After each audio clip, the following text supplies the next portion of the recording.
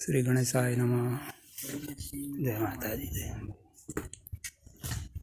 સતીશનું કૈલાસ પ્રસ્થાન શક્તિ નક્ષત્ર ભૈરવ બન્યા છે. ભૈરવ ઈદ કાળ ભૈરવ ઈદ તો એનું ભગવાનનું છે ને સૌરું. માખણ મુનિની તપસ્યાથી પ્રસન્ન છે.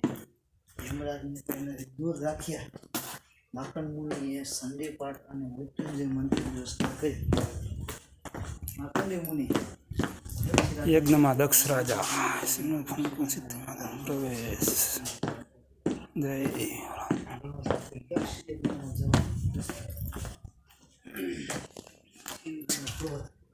જો આ ક્રોધ આવ્યો ને આ કોણ આ કોણ જય